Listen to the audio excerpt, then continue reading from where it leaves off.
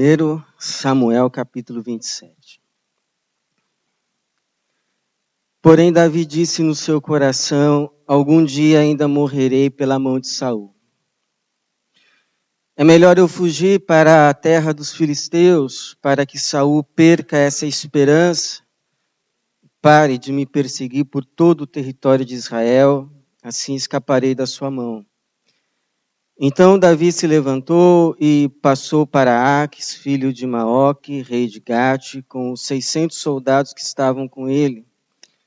Davi ficou com Aques em Gate, ele e os que o seguiam, cada um com sua família, e Davi com suas duas mulheres, Ainoã, a Jezerita e a Abigail, que havia sido mulher de Nabal, o carmelita. Quando contaram que Davi havia fugido para Gate, Saul desistiu de persegui-lo. Davi disse a Aques: se tenho o teu apoio, dá-me lugar numa das cidades do país para que eu possa habitar ali. Pois, porque o teu servo habitaria contigo na cidade real? Então Aques lhe deu naquele dia a cidade de Ziclag. Por isso Ziclag pertence aos reis de Judá até o dia de hoje. Davi habitou na terra dos filisteus por 1 ano e 4 meses. Davi e os homens que o seguiam atacavam os Gesuritas, os Gizitas e os Amalequitas, pois desde tempos remotos esses eram os habitantes da terra que vai na direção de sul até a terra do Egito. Davi atacava aquela terra e não deixava vivo nem homem nem mulher, e tomando ovelhas, bois, jumentos, camelos e roupas, voltava e vinha a Aques. Quando Aques perguntava: quem atacaste hoje? Davi respondia: o Neguebe de Judá e o Neguebe dos Hieramelitas, ou o Neguebe dos Queneus. E Davi não deixava vivo nem homem nem mulher, e não os levava a Gate, pois dizia: para que não nos denuncie, dizendo assim, fez Davi. Esse era o seu costume durante o tempo em que habitou na terra dos filisteus. Aques confiava em Davi, dizendo: certamente ele se tornou odiado por seu povo Israel, portanto será meu servo para sempre. Esse é um dos textos bem difíceis da Bíblia, porque tem muita coisa complicada aqui. A gente tem que ter muita boa vontade para dar um crédito para o Davi, para algumas decisões que ele tomou, que ele teve que tomar. Mas o que me ajuda muito a encarar alguns desses textos é lembrar que a gente não lê a Bíblia do começo para o fim, nem do fim para o começo. A gente lê a Bíblia a partir do meio, ou seja, a gente lê a Bíblia a partir de Jesus, a partir da luz de Jesus, a partir do que revelou Jesus, entendendo que a luz chegou um pouquinho depois de Davi, a luz plena, a revelação plena de Deus, que é Jesus, porque a Bíblia diz que foi em Jesus que habitou a plenitude da divindade. João Batista vai dizer que a lei veio por intermédio de Moisés, a verdade, a graça, por meio de Jesus. Então é a partir de Jesus que eu leio esse texto e procuro, a partir dessa luz e do todo da Bíblia, responder o que esse texto pode dizer para mim, para você, nas fases difíceis da vida que a gente vive, como foi essa fase conturbada, polêmica e muito difícil da vida do Davi. Eu costumo dizer que tem momentos na vida que a gente faz algumas perguntas. E eu estava conversando com a minha esposa sobre essas perguntas, ela falou que não faz. Eu falei, bom, mas as pessoas normais fazem. Perguntas do tipo assim, em algum momento você chega na vida e você diz assim, meu Deus, o que eu vou fazer da minha vida? Ela disse que a única coisa que ela pergunta que eu vou fazer hoje. Eu falei, ótimo, você está bem resolvida, mas gente comum tem crise. Gente comum tem momentos assim que não sabe o que fazer. Gente comum, gente de Deus, tem momentos que toma algumas decisões na vida que nem sempre sabe se foi as melhores decisões. Tem gente assim que, como Davi, parece que a vida às vezes é uma montanha russa. Ora está lá em cima, aí de repente parece que está lá embaixo. Pessoa assim, olha para trás, sei você, por exemplo, tem gente que começa a ver álbum de fotografia, fica nostálgico, fica com saudades, fica achando que aquele tempo foi melhor. Diz assim, puxa, eu era feliz e não sabia. Mas não é que você era feliz e não sabia. É que todas as fases da vida tem as coisas difíceis e tem as bênçãos de Deus. Por exemplo, Saul, você sabe, começou a perseguir o Davi. Davi tinha sido ungido aos 15 anos, mais ou menos, 16, na sua juventude, para ser rei de Israel. E comprova isso, a sua unção sobre ele, quando ele é usado para vencer Golias. E no começo Saul gosta. Mas daqui a pouco Saul começa a ficar enciumado. Começa a sentir o seu trono ameaçado. E começa a perseguir então Davi. Saul se desvia de Deus, e você sabe quando a pessoa se afasta de Deus, ela passa a ficar sob a influência de outras influências. O texto diz que o Davi começou a ser atormentado por um espírito maligno. Fica sob a influência que mexe com a sua cabeça, mexe com as suas emoções. Ele não consegue mais discernir as coisas, ele vê num amigo, alguém que está do lado dele, um inimigo. E aí o texto diz que ele por 2 vezes já tentou cravar Davi, que foi enviado ao palácio dele para aliviá-lo, para tocar a sua harpa, porque diz que quando o Davi tocava a harpa, o espírito maligno saía do Saul e ele sentia alívio. Mas depois o espírito voltava e esse Saul já tentou encravar o Davizinho, 2 vezes já na parede com a sua lança. Na segunda, o Davi foge. O Jonatas ainda tenta dizer para ele, não vai te acontecer nada, isso é coisa da sua cabeça. Mas depois se comprova, o próprio Jonatas chega para o Davi e diz assim, Davi, foge. Vai embora, porque o meu pai ficou doido. Meu pai, ele está fora de si. E aí o Davi abraça o Jonatas, eles fazem uma aliança, mas o Davi vai para o deserto. Mas o Saul está obstinado. O Saul está obstinado e ele começa a perseguir um homem com um exército. Ele está em crise, ele está assim, vendo inimigo na sombra. E ele começa a perseguir o Davi, junta-se a Davi 600 homens que também estavam perdidos na vida. O Davi começa a morar em caverna, ou seja, o Davi que era pastor, fase de pastor, depois vem uma fase que Deus o coloca lá em cima, ele vence o Golias, passa a morar no palácio do rei, só que o rei fica doido, começa a perseguir ele tem que fugir, agora está embaixo de novo. E está fugindo.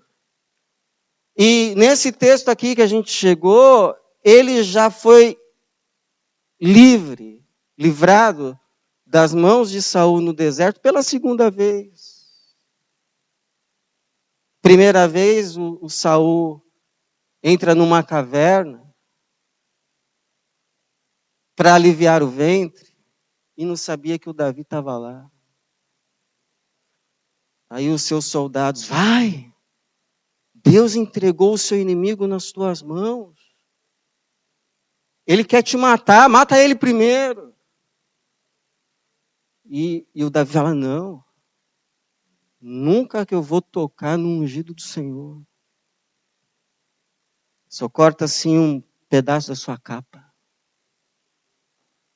E quando Saul sai da caverna, diz assim, rei meu Senhor, quem está te colocando contra mim? Olha aqui o pedaço da sua capa. Hoje o Senhor me entregou nas minhas mãos a tua vida, mas eu te poupei. Por que você está dando ouvidos a quem não deveria estar dando ouvidos? E aí o Saul chora, fala, agora eu sei que você vai ser rei em Israel, vai embora. Parece que tudo ficou bem. Daqui a pouco bate o vento, o Saul fica doido de novo. Falam para ele, o Davi vai tomar o seu trono, e ele ouve. Sai perseguindo de novo o Davi, agora já é a segunda vez. Eles estão acampados, o Davi fica sabendo, à noite, ele fala assim, quem vai comigo lá no acampamento do Saul? Aí um dos seus diz, eu vou com você, e eles vão, e está todo mundo dormindo. E cai um sono pesado, o Davi entra no acampamento. Quem está com ele diz assim, vai, aproveita. Já é a segunda vez que Deus te dá esse cara nas tuas mãos. Aproveita. E o Davi fala, não, você está doido. Que um dia ele morra de morte natural. Ou que morra na guerra, ou que o Senhor o leve. Mas longe de mim, eu não vou tocar no ungido do Senhor. E já é a segunda vez. Hein? Já é a segunda vez. Ele diz assim, vai, vamos lá, vamos pegar o cajado, a lança dele, essa mesmo, que ele já tentou me encravar na parede 2 vezes, esse jarro de água e vamos embora. E aí eles vão embora. Quando já estão bem distantes assim, o Davi grita. O Abner era o guarda-costa do Saul. Você merece morrer, Abner, você não está guardando o ungido do Senhor. E o Abner responde assim, quem é você que está gritando com o rei? Agora acordou. E aí o Saul acorda e percebe que é o Davi, a voz de Davi, e começa a dizer, é você, meu filho Davi? Sim, meu rei, Senhor. Por que está perseguindo um homem como se fosse uma pulga? O Senhor me entregou mais uma vez a tua vida nas minhas mãos. Está aqui o teu cajado. Por que você, o Senhor, está ouvindo línguas mentirosas? Se é o Senhor, Deus, que te incita contra mim, que pelo menos eu não morra fora de Jerusalém. Porque tem homens aí que estão dizendo para eu ir embora, servir outros deuses. E aí o Saul diz assim, já quebrantado, arrasado. Não, meu filho, eu errei. Volta, que eu não vou fazer mal nenhum a você. Só que aí o Saul vai para um canto, Davi vai para o outro. E parece assim que quando o Davi está indo embora, está caminhando,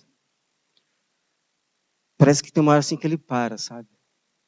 Ele para, como se ele dissesse para ele mesmo. Sabe quando a gente fala com os botões, a expressão é essa, falando com os botões? ele para e diz assim, quer saber?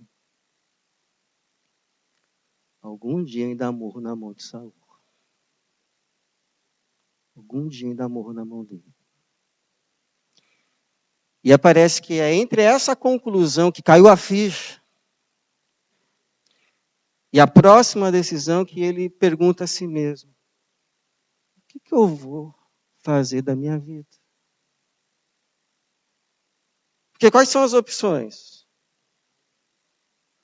Eu voltar lá para minha terra? Voltar para Saul? Acreditar que ele mudou agora de verdade? Ilusão. Já falou que mudou 3 vezes, não muda. Ficou louco.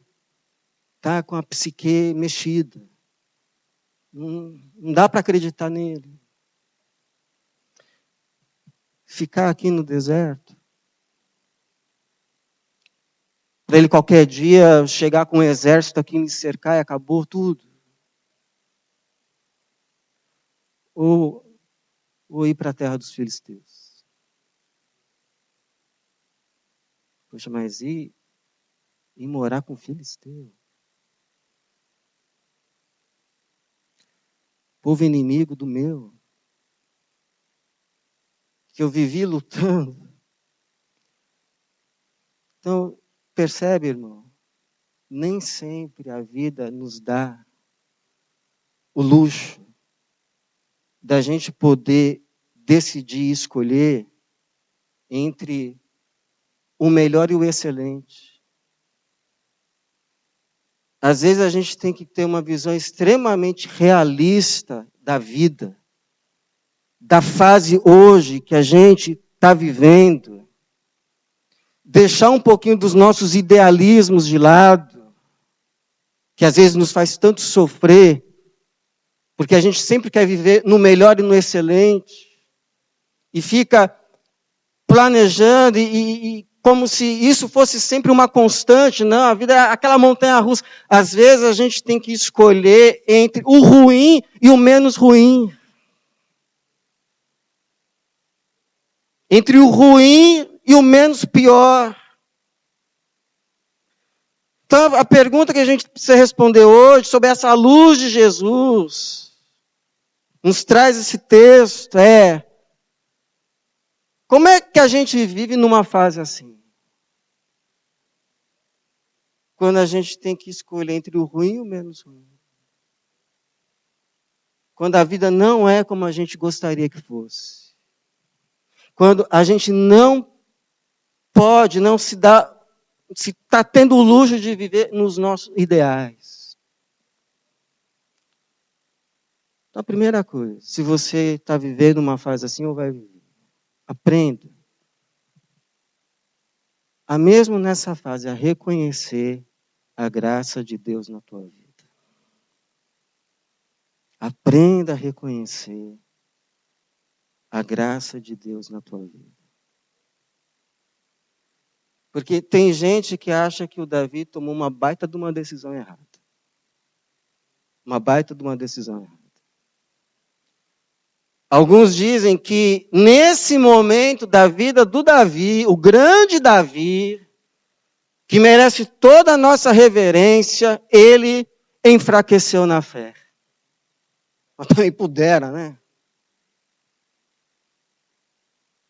Ele teria enfraquecido na fé porque ele já havia sido avisado, primeiro pelo seu melhor amigo Jonatas, que foi usado por Deus numa fase difícil, nessas fases aí que eu acabei de contar, em que o pai dele, o Saul, estava o perseguindo. O Jonatas um dia escapou, foi lá ao deserto, encontrou o seu melhor amigo Davi e disse assim: olha, as mãos do meu pai não vão te alcançar. Não vão, e ele sabe disso, que você vai ser rei em Israel, e eu vou ser o segundo. Então vamos fazer um acordo, as mãos do meu pai não vão te alcançar. E o texto diz que Jonatas foi usado para fortalecer a fé de Davi. Depois veio a Abigail, que veio se tornar depois esposa dele. Também disse: Olha, a gente sabe que você vai ser feito rei. E quando alguém vier tirar sua vida, Deus vai amarrá-la aos feixes dos viventes. E vai pegar aqueles que querem contra a tua vida e lançar como se fosse com uma funda.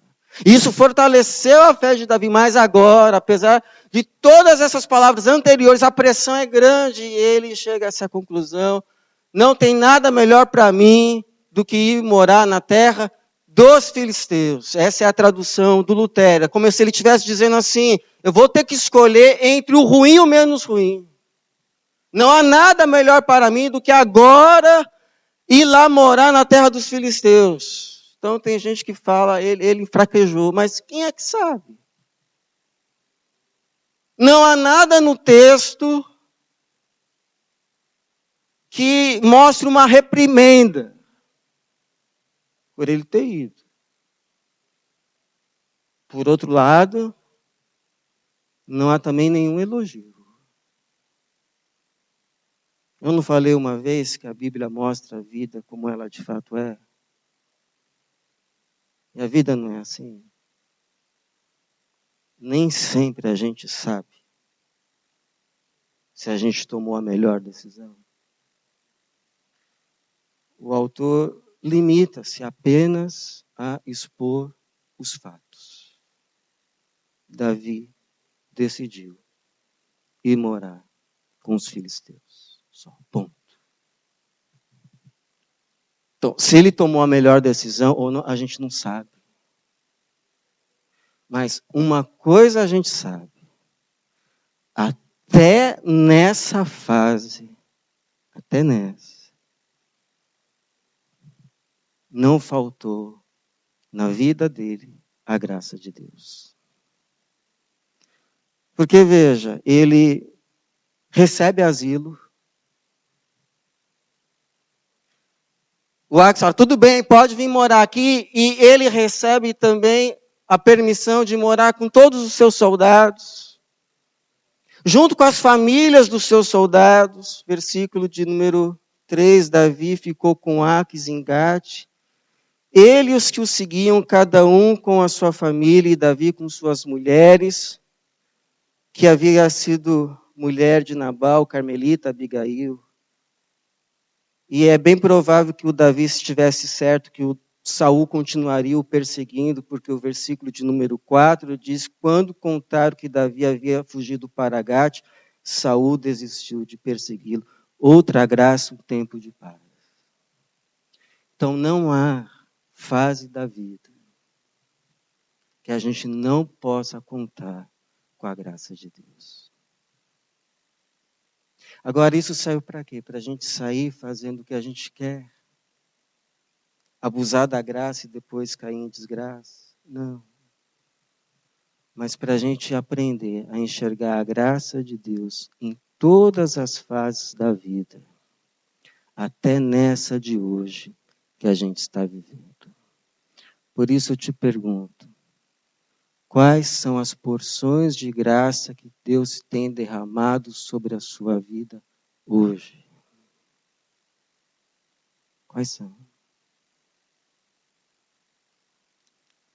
Sabe por que fica difícil às vezes a gente perceber? Porque a gente tem a mania de olhar para o nosso presente e a gente minimiza as bênçãos e aumenta os problemas. E a gente olha para o nosso passado, às vezes, e faz o contrário. A gente maximiza as bênçãos daquele tempo e minimiza os problemas. Mas a verdade, irmãos, é que todas as fases da vida tem as lutas e tem as graças de Deus. Então, quais são as graças que Deus tem derramado hoje sobre a sua vida? Não jogue fora. Não despreze. Porque essas graças estão sendo derramadas para que você, nessa fase da sua vida, não experimente só tristeza, mas experimente também alegria. É como Paulo fala uma vez, quando estava numa fase difícil, e Deus não permitiu que um amigo seu morresse, o Paulo diz assim: Deus se compadeceu dele, e não somente dele, mas também de mim, para que eu não tivesse tristeza sobre tristeza.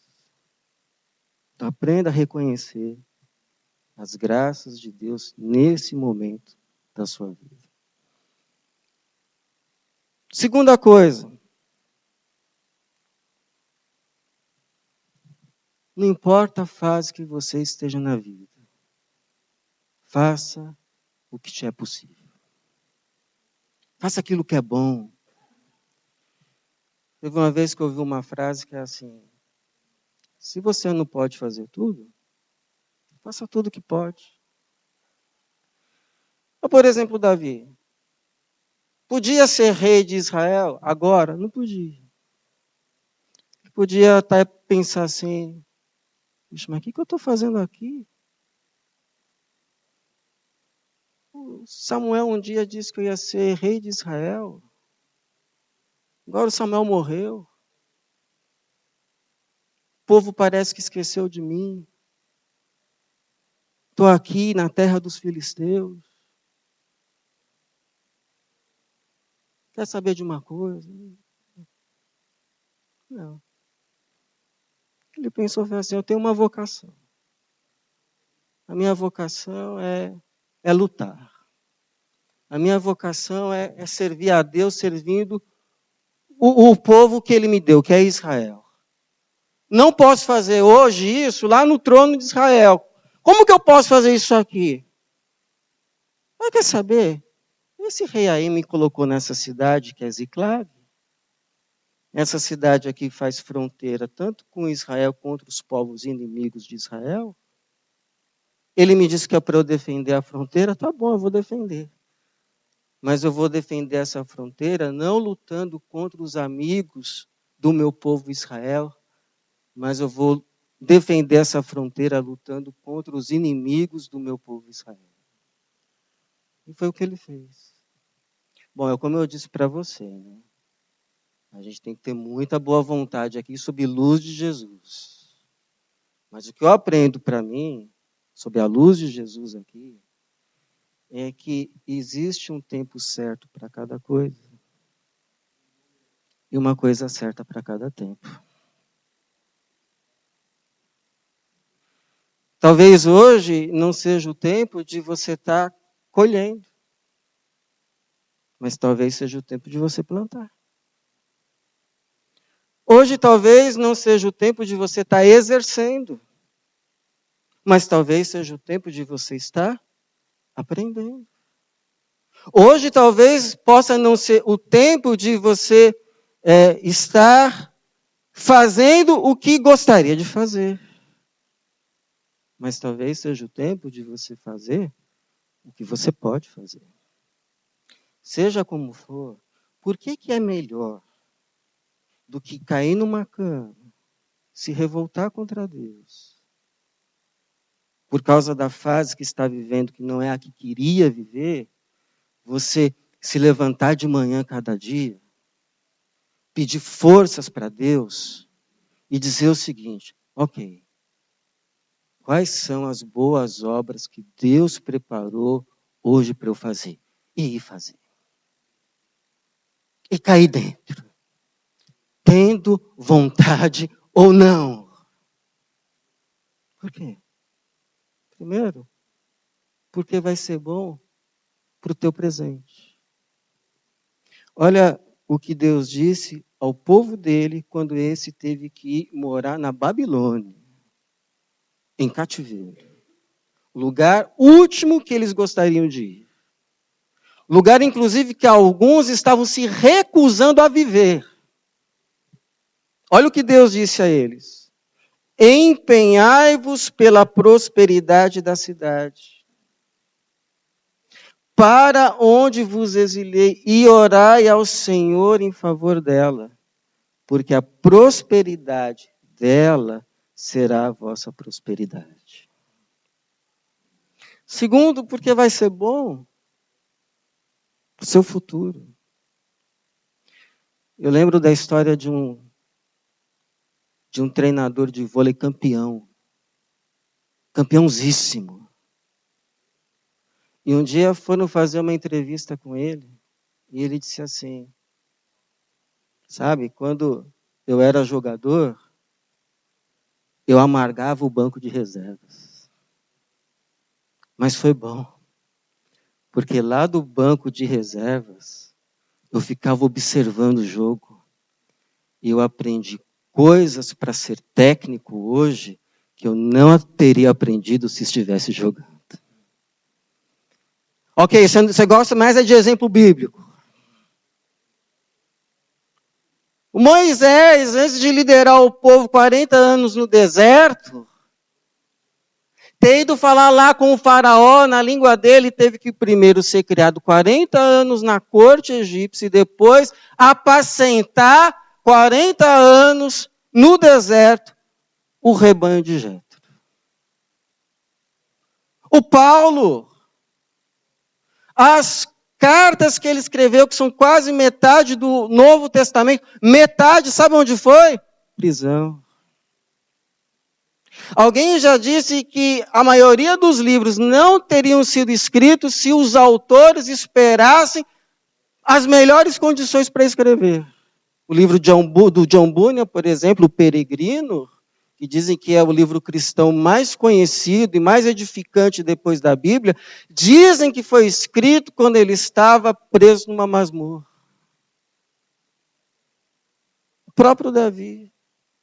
Foi no reino de Davi que os filisteus foram finalmente, completamente vencidos. Será que ele aprendeu muita coisa a respeito de filisteus quando viveu entre eles? Eu não estou dizendo que se você fizer o que é bom hoje, mesmo nessa sua fase de vida, amanhã você vai ser um rei. Amanhã você vai ser uma rainha. Não é isso que eu estou dizendo. O que eu estou dizendo é o que disse Paulo, lá em Gálatas 6:9. E não nos cansemos de fazer o bem, pois no tempo próprio colheremos, se não desanimarmos. É o que eu estava falando ontem para o meu filho. Filho, quem planta pouco, colhe pouco. Então plante muito, para que você colha.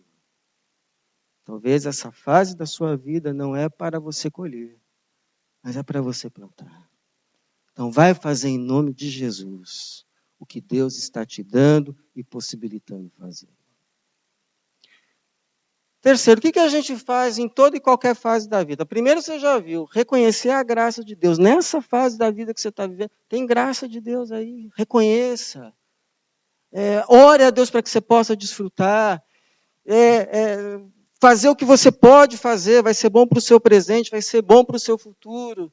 E terceiro, seja qual for a fase da vida, não deixe de andar com Deus. Sabe uma coisa que eu aprendi nas fases difíceis da vida? Sabe o que a gente tem que ter nelas, nas fases mais difíceis? Sabe o que, irmão? Sabe o que? Paciência. Paciência. A Bíblia não diz para a gente encarar as tribulações com paciência? Ter paciência nas nossas tribulações? Não sair atropelando as coisas? Não ser afobado? Não jogar tudo para o ar? Não. Paciência. Paciência. Sabe por quê? Porque uma hora, a tribulação, seja qual for, ela passa. E depois dessa fase de tribulação pode vir uma fase de bonança.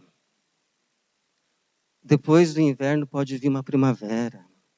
Depois de uma fase de humilhação pode vir uma fase de honra. Então, paciência. Não preciso ir lá e tomar o trono de Saul. Paciência, se tiver que ser meu, vai ser. Se tiver que vir, vai vir. Lembra que o João Batista disse, ninguém pode ter nada se do céu não for dado. Se tiver que ser seu, vai ser. Não preciso fazer o que é mal. Não precisa entrar por atalhos. Deus, às vezes, é assim como uma dona de casa que não consegue ver nada fora do lugar, vai colocando tudo no lugar, tudo no lugar. Então você acha que se você estiver fora do lugar, meu filho, se você ainda não chegou onde você tem que chegar, você acha que Deus não vai te levar? Não é os planos dos homens que vão se cumprir na sua vida, mas os planos de Deus. São os deles que se cumprem. O Jó que falou isso. Nenhum dos teus planos podem ser frustrados. Então, em nome de Jesus, paciência. Perseverança. Nas fases difíceis, permanecer andando com Deus. Porque no tempo certo ele honra. Aqui como termina a história de Davi, achei interessante. Que tem gente que gosta de fazer plano para a gente, né?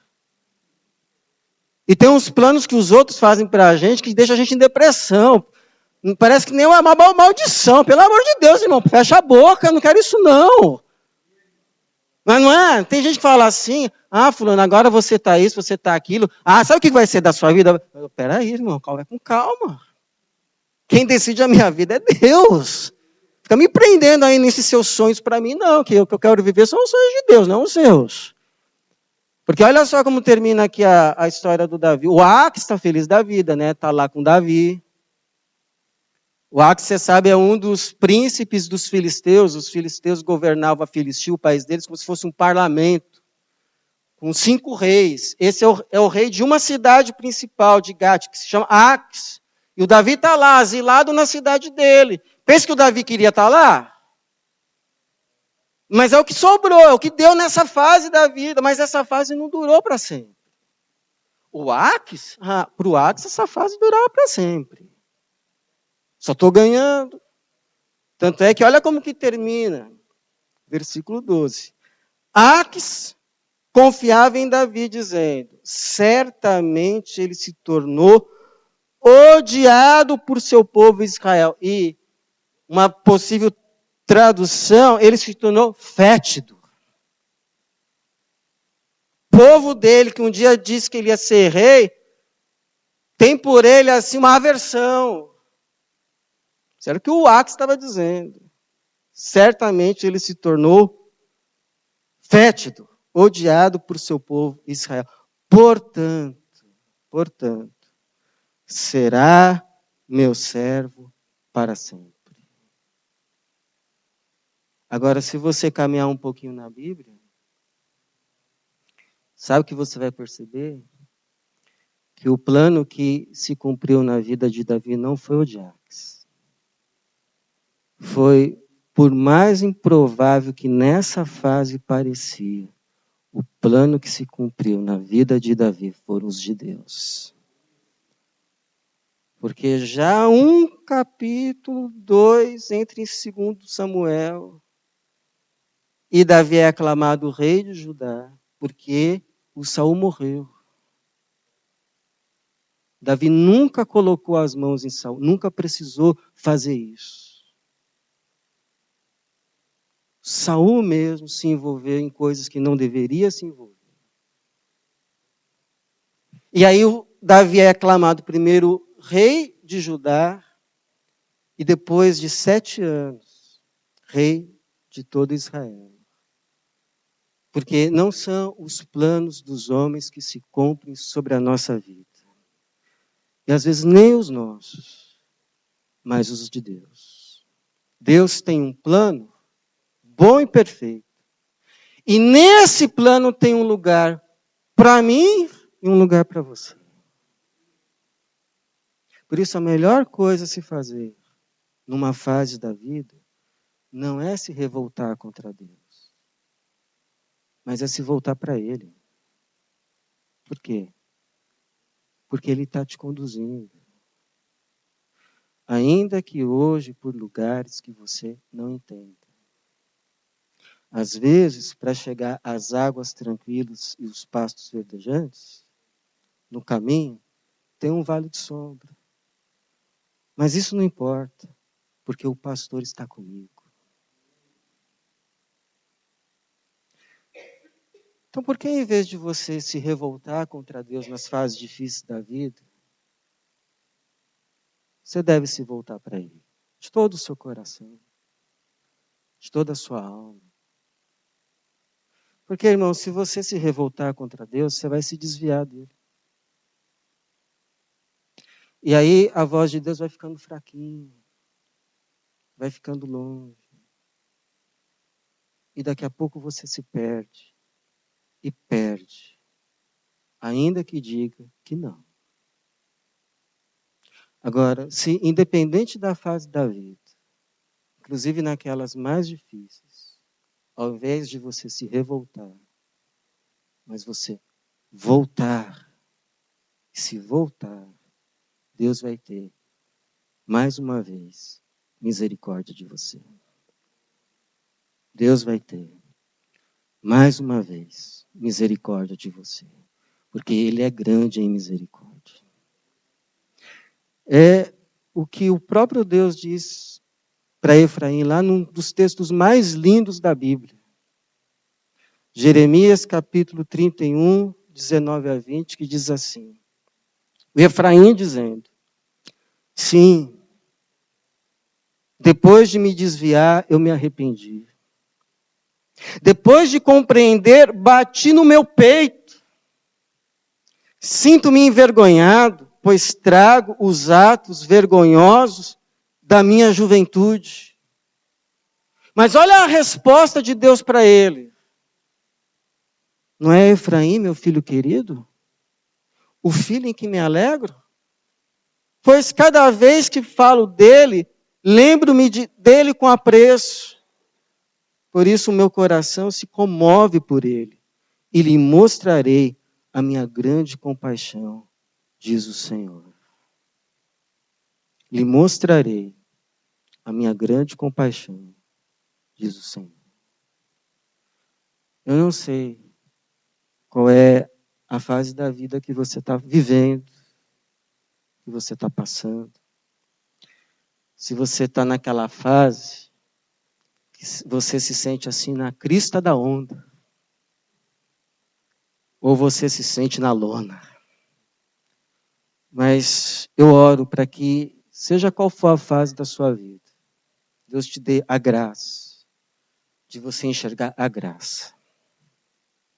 Que Deus te conceda a graça de você fazer o que é bom. Que vai ser bom hoje e amanhã para você. Que Deus te conceda a graça de você continuar caminhando com Jesus. Se voltando para Ele e dizendo, Senhor, eu não sei o que vai acontecer daqui para frente, mas eu louvo o Senhor. Eu louvo o Senhor. Eu louvo o Senhor. Porque, como diz 1 João 2,27, ora, o mundo passa e os seus desejos, mas aquele que faz a vontade de Deus permanece para sempre. Essa é a minha oração. E que Deus te abençoe. Amém.